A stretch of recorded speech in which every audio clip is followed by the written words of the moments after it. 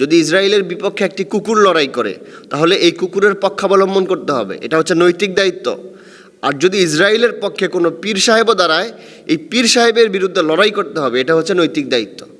আমাদের দেশের কিছু ভাই আছে যারা আরবদের জন্য এত বেশি মায়া কান্না দেখাচ্ছেন, আরব শাসকদের জন্য। ভাই, আরব শাসকরা এরা তো আর মুসলিম নেই, এরা তো ইহুদিবাদী ইসরায়েলিদের গোলাম হয়ে গেছে, গোলাম। ইসরায়েলের আমেরিকার গোলাম হয়ে গিয়েছে আরবের শাসকগুলো। না হয় আরবে আমেরিকার ঘাঁটি কিভাবে আসে? ইরান লড়াই করতেছে ইসরায়েলের বিপক্ষে, আমাদের অবস্থান কার পক্ষে হওয়া উচিত? অবশ্যই ইরানের পক্ষে।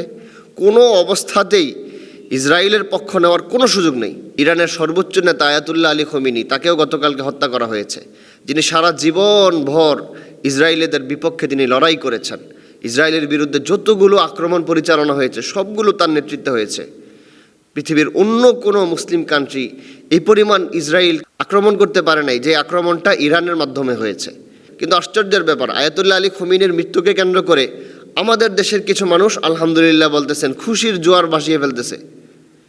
এই খুশি তো হবে ইসরায়েল, এই খুশি হবে ইহুদিবাদীরা। আপনি কেন হচ্ছেন? যে ব্যক্তি মজলুম ফিলিস্তিনিদের পক্ষে দাঁড়িয়েছে, ফিলিস্তিনিদের পক্ষে লড়াই করেছে, তার মৃত্যুতে আপনি কিভাবে এত খুশি হন? এই প্রশ্ন যদি করি তাহলে তারা ঘুরিয়ে ফতুয়া দেয় ইরান শিয়া, শিয়ারা কাফের। ভাই, শিয়ারা কাফের, ইরান শিয়া, এই আলোচনা তো পরে আসবে, কিন্তু কোনো কাফেরের মৃত্যুতে কি আলহামদুলিল্লাহ বলা যায়? এখন প্রশ্ন হচ্ছে আয়াতুল্লাহ আলী খোমেনি আসলে কি, তার মতাদর্শ কি?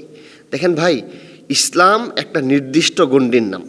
ইসলামী অনুশাসন যে ব্যক্তি মানবে সে মুসলিম, ইসলামী অনুশাসন যে ব্যক্তি মানবে না, এই ব্যক্তি যদি পৃথিবীর সবচেয়ে ভালো মানুষ হয় তাও সে মুসলিম না, তাকে এই কথা বলার সুযোগ নেই।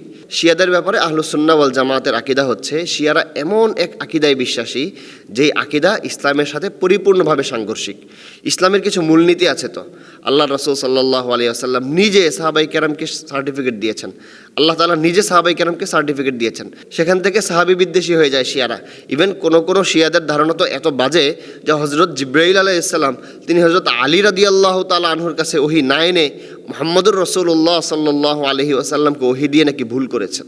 নাউযুবিল্লাহ। এই জন্য আমরা শিয়াদের সাথে একমত নই। আহলুস সুন্নাহ ওয়াল জামাতের ওলামায়ে কেরামের ফতোয়া হচ্ছে শিয়ারা কাফের। তো সেই ক্ষেত্রে আয়াতুল্লাহ আলী খোমেনিকে আমরা মুসলিম বলতে পারছি না, যেহেতু সব শিয়াদের ব্যাপারে ফতোয়া। এটা শুধু একমাত্র এই খোমেনির ব্যাপারে ফতোয়া না, এটা সমস্ত শিয়াদের ব্যাপারে। যারা শিয়া মতবাদ লালন করবে, যদি বাংলাদেশেও কোনো মানুষ শিয়াদের সেই মতবাদকে গ্রহণ করে তাহলে এই ব্যক্তিও শিয়ার অন্তর্ভুক্ত এবং সেও কাফের। এটা শুধু আয়াতুল্লাহ আলী খোমেনি একা নয়। একটি ব্যাপার হচ্ছে, তিনি তার মতাদর্শ লালন করতেন, আপনি তো তাকে জোর করে মুসলিম বানাতে পারবেন না। তিনি একটি মতাদর্শ লালন করতেন, আপনাকে দেখতে হবে আপনার মতাদর্শ অনুযায়ী তার মতাদর্শটা আসলে সঠিক কিনা। আর যদি মনে হয় যে না, আপনার মতাদর্শ থেকে শিয়াদের মতাদর্শ ভালো, আপনি শিয়া হয়ে যান। সেটা যদি আপনি না করেন যে না, আমি শিয়াদের মতাদর্শ গ্রহণ করব না, আমি আহলুস সুন্নাহ ওয়াল জামাতের মতাদর্শ গ্রহণ করব, তাহলে আহলুস সুন্নাহ ওয়াল জামাতের যে ফতোয়া সেই অনুযায়ী আপনাকে চলা উচিত।